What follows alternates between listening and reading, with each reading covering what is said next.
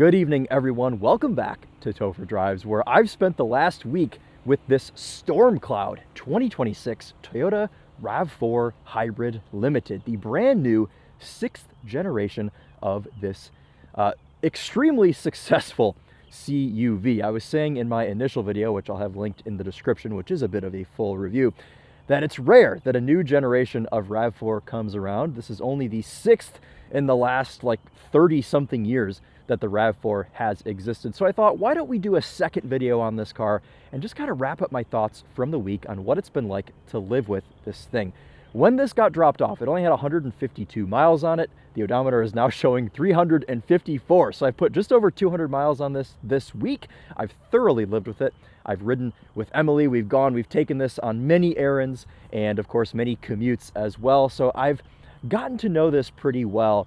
And there's something that I just adore so much about an NPC car that does its job so well. This is just car, and it does an amazing job for normal people, and even someone that is an enthusiast and just doesn't really care about their daily driver being an enthusiast-focused car. So today we're gonna go for a night drive on this beautiful spring golden hour evening.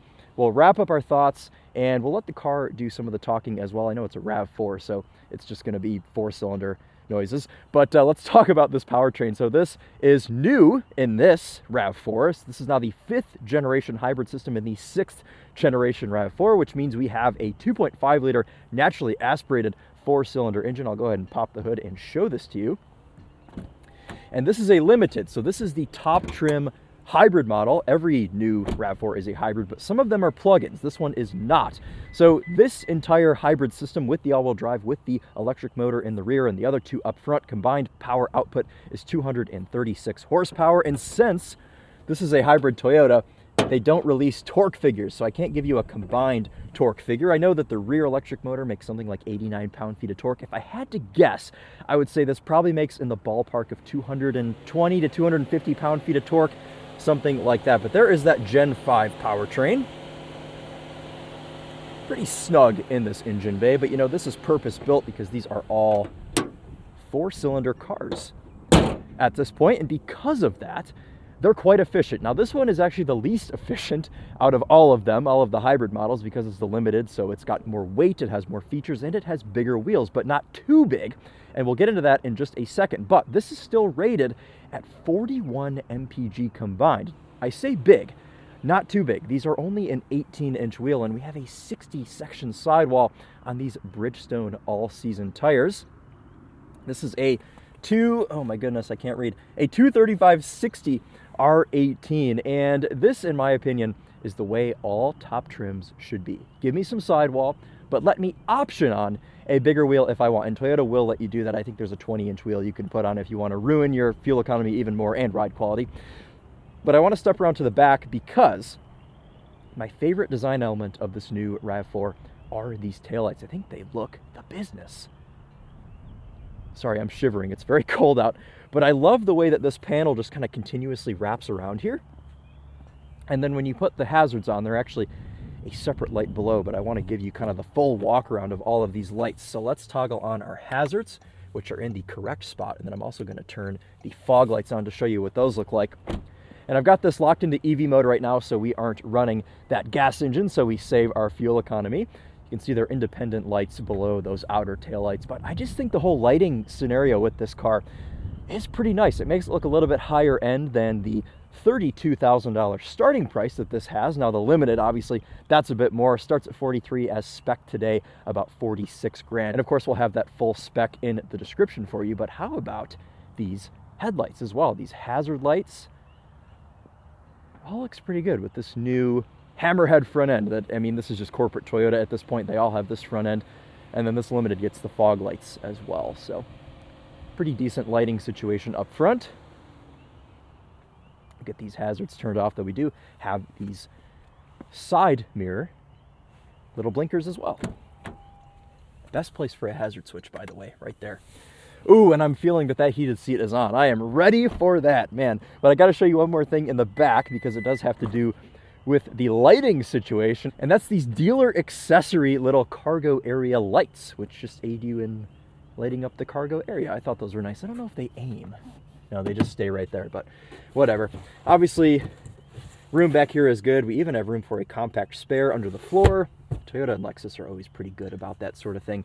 And you've got enough room for just all sorts of stuff. Load surface is super low, so you don't have to heave and lift things up. But with living with this week, I found that the convenience and kind of the ease of use with this car is pretty top notch. Like, they've expanded the kick sensor in the back, so it's very easy to open this with your foot pretty much no matter where you put it.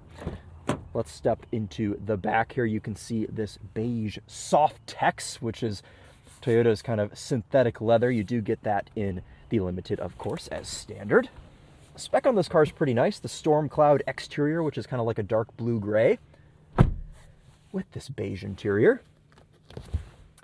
Fold-down armrest with cup holders. As far as lights go back here for reading, you don't have them in the typical spot. You have one central light back here in the middle, which you can turn on and have your parents yell at you and tell you that that is illegal. So we'll go ahead and turn that off. But my favorite part about the back seat, heated outboards, but they do only have one setting, so just either on or off. 2 seat back pockets, and room back here is quite nice as well. So if you're nearing the end of your road trip, you want to kind of sit back and relax. This does recline. I've got it reclined in its furthest back position right now, but the back seat's pretty cozy for somebody 5'11", and I've got plenty of room from the seat in front of me. You can also gaze up at the stars, pano roof in this, and the front bit does open. And you've got a shade, obviously, to close if you want to cover that up.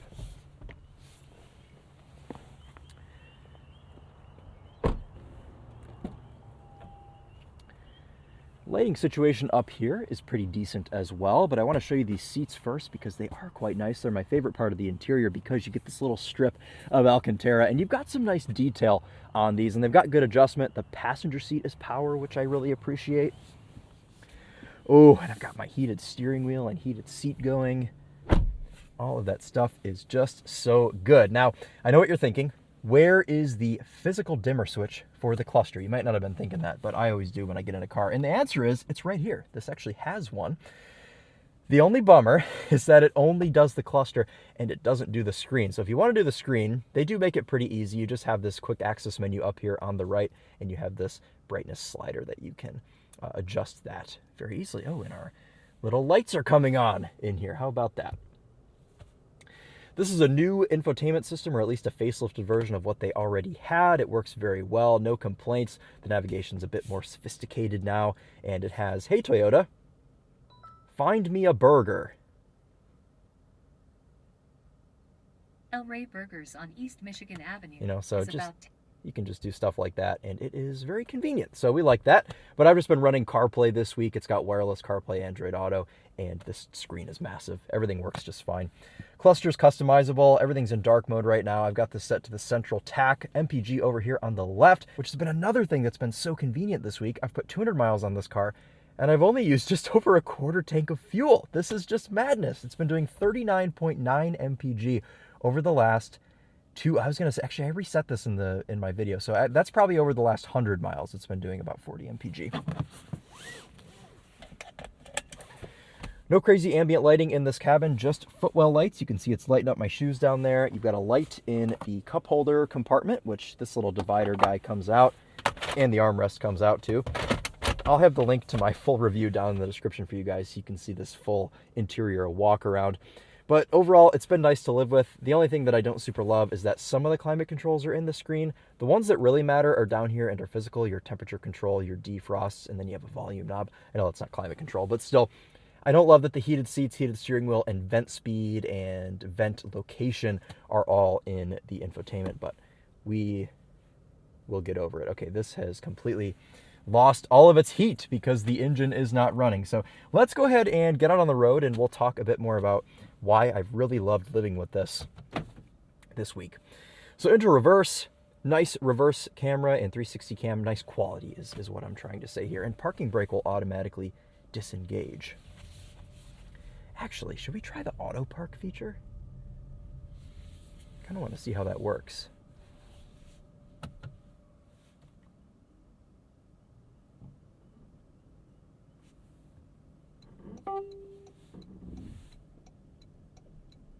Oh, it's good. It's going to back into this spot. Okay. Is it going to put itself into reverse? It is. Okay.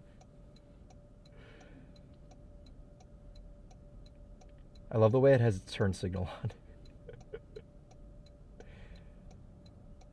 Okay, it's actually doing a pretty dang good job. It's taking forever.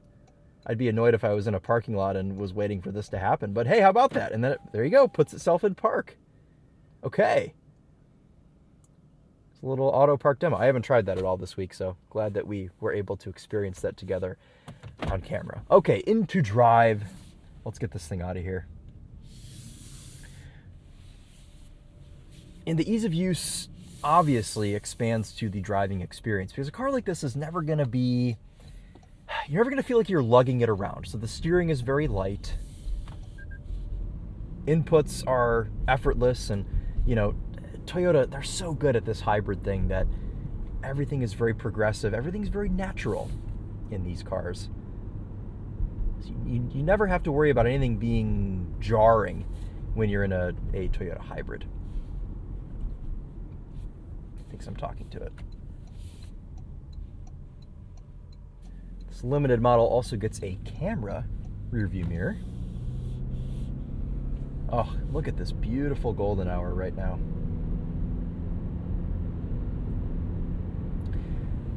One of my main complaints usually with these Toyota cars, these hybrid Toyotas, is how loud the internal combustion engine is when it kicks on. And this one is still a little bit loud, but not nearly as loud as the old 5th generation car with the older hybrid system. And even some of the newer Toyota cars, the Prius, for example, very loud and drony engine.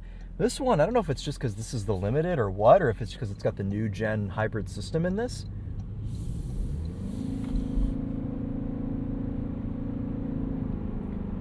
I mean, it's obviously there, you can hear it, and it's not as quiet as Honda's system, but it's not as painful as some of the older ones. And I think also, actually, some of it has to do with having the rear electric motor, because it's able to use some of that torque. You don't have to be in the throttle as much as often. So maybe it's just that I'm not noticing this as much. But it's really been a treat. So we talked about fuel economy. It's been diminished a bit because I've been running the gas engine, but we're at 39.4. But this has a 14.5 gallon tank. So say you're doing 40 mpg. That's 580 miles of range you can get out of this.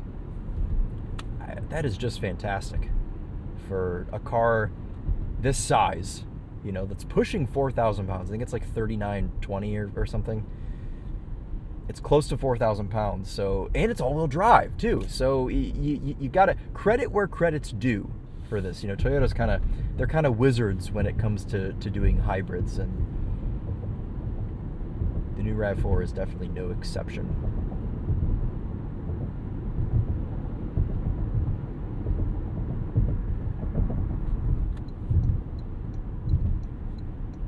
Get merged on here. You do actually have some drive modes, which are accessible through a physical button. Sometimes I like to do sport when I'm merging. Gives you that extra throttle response, because let's face it, you've got 236 horsepower, it's almost 4,000 pounds. It's not a fast car. Does it get the job done? Yes. I don't think this is scary slow by any means, but you do kind of have to give it a bootful when you are merging. But it doesn't matter when you're behind a V6 Mustang merging at 49. It just kind of is what it is. And braking as well. It's not his fault though. Someone in front of him braking. Never understand people that get on the highway and then just immediately brake. This person I suspect is driving with 2 feet.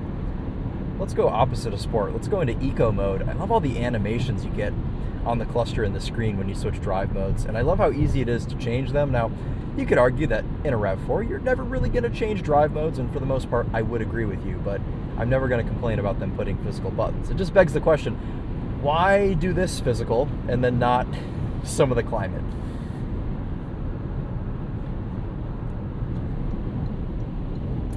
So here's something else I like about this. The cruise control system, very straightforward. It's all physical buttons over here on the right, and this has the lane tracing, but it also has lane change assist.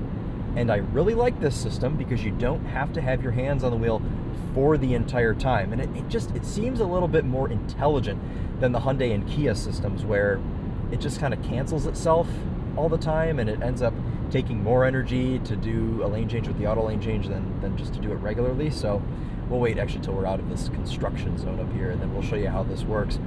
But the overall cruise control system, as far as the adaptive and everything goes, has just worked great this week. I've had no complaints with the tech in this car whatsoever.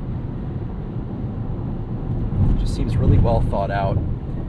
Toyota's usually pretty good about making sure things are fully developed before they bring them to market. That's why they're usually a little bit behind on things, because they take their time to perfect. Okay, here we go. Turn signal on, and it just does the lane change. It does want you to hold the wheel, so it wants to have your hand present, but it doesn't cancel the lane change and put you in a dangerous situation. So we like that about it. Let's see, this truck is getting out of the way. It's going to accelerate here. I'm actually going to accelerate some because I want to be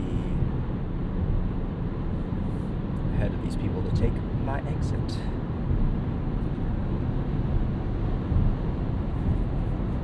Interior lights are decently bright. We've got some here.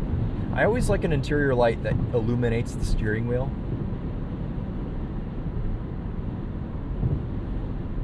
This does a pretty good job at that.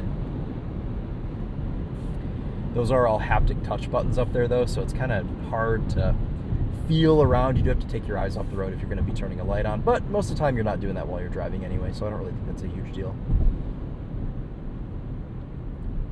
We are coasting in. I just realized my fog lights are still on. I'm gonna turn those off. Don't need those. It's not foggy tonight, so we'll be nice to the people in front of us.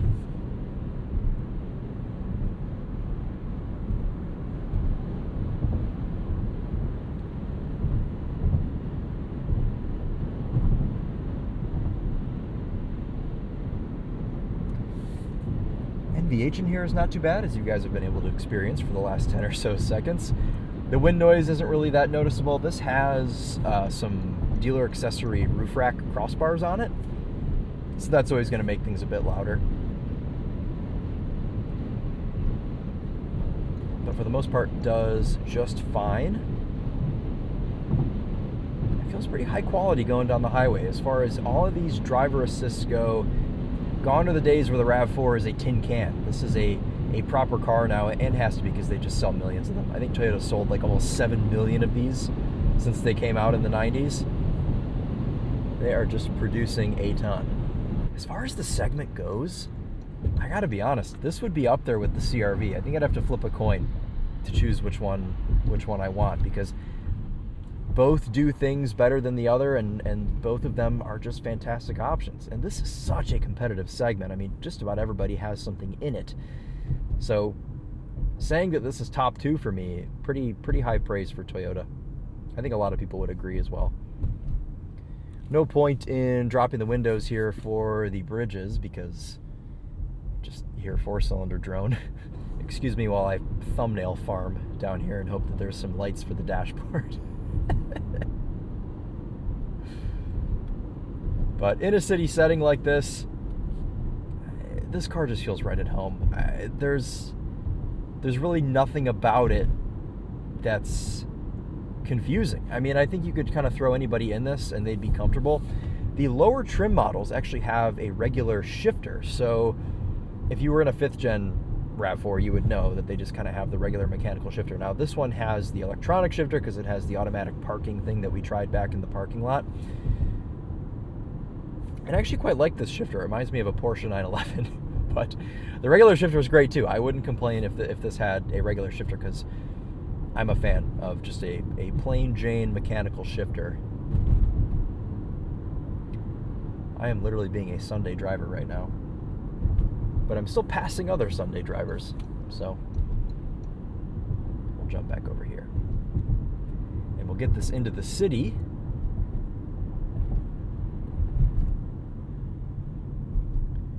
Person driving without their lights on.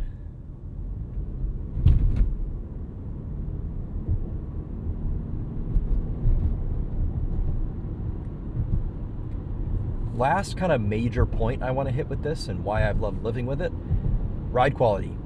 Fat sidewalls on the tires, ground clearance. You don't have to worry about going anywhere in this thing. And that's the point of it, right? It's a RAV4. It's a daily driver. It's a one-car solution for so many people. But I love how well executed it is. The ride quality is fantastic. The 18-inch wheel with the 60-section sidewall means you don't have to worry about potholes. And you can go up and down steep driveways because this has over 8 inches of ground clearance. It's just the go anywhere, do everything car. Actually, the Woodland trim level of this has 8.5 inches of ground clearance.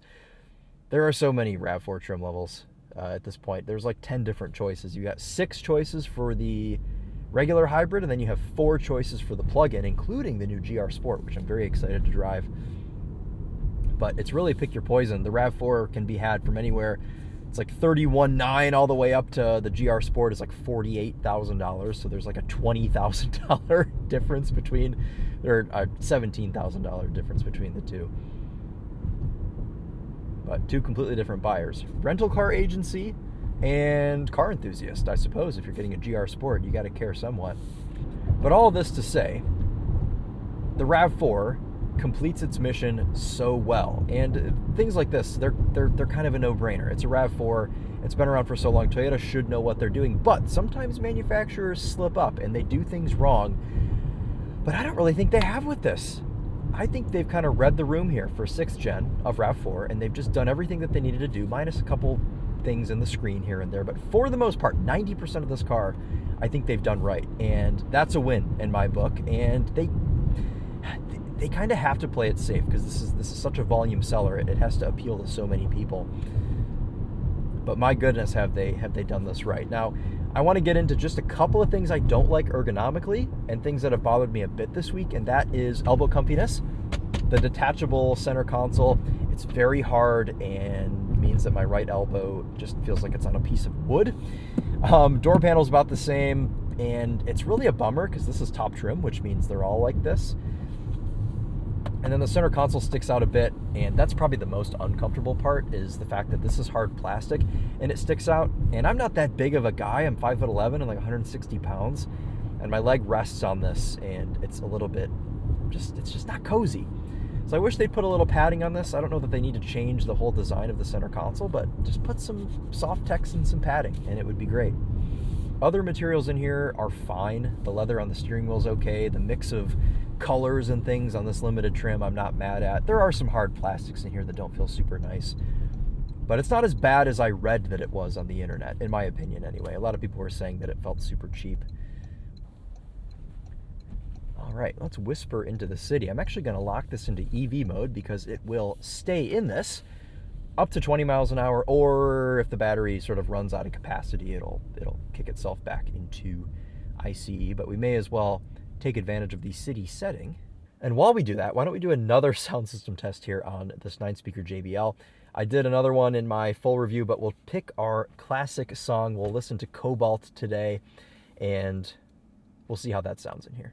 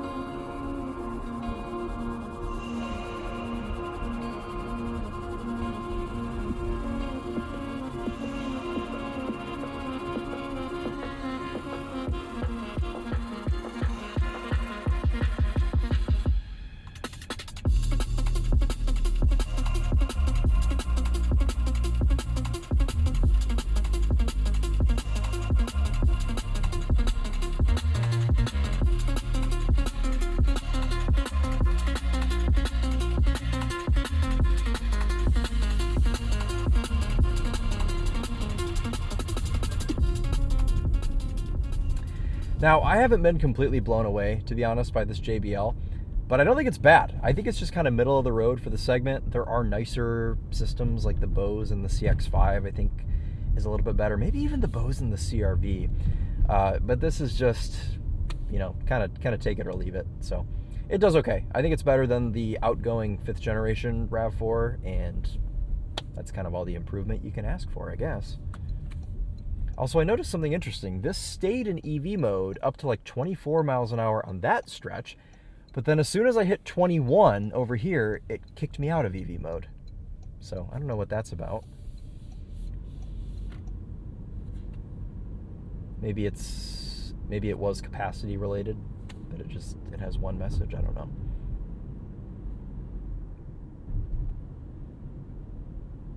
Inputs around the city are just fantastic, and this is really what Toyota does best, is all of your switchovers from electric to gas, your gas to brake, everything is just so seamless.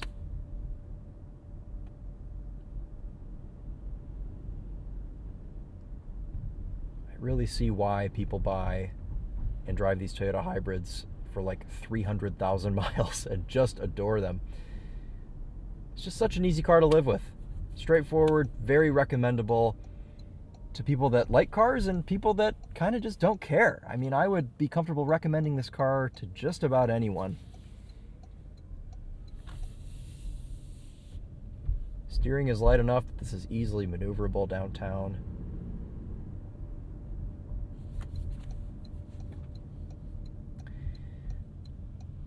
But with all that being said, and me realizing that I didn't really let the car do much talking, so apologies if you were trying to fall asleep. Sometimes these night drives are good for that, sometimes they're not. I don't know that tonight's really was.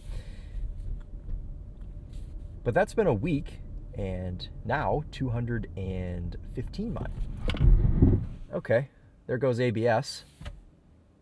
Brake pedal in this feels pretty good. This isn't like a... Accidentally hit both switches there. This isn't like a sketchy, super touchy hybrid brake pedal. Welcome. Please proceed into the lot. So, anyway, it's been a great week with this RAV4. I'm going to be sad to see it go tomorrow. It's getting swapped out for the next car that we'll be driving.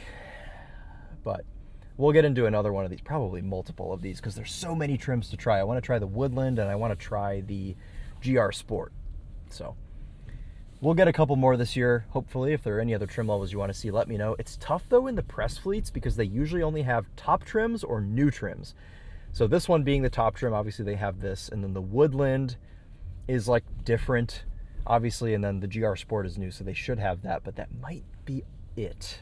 It's possible maybe they'll have like an XSE plug-in or something, just to have a plug-in that's not a GR Sport, but I'm not sure. I can ask and see.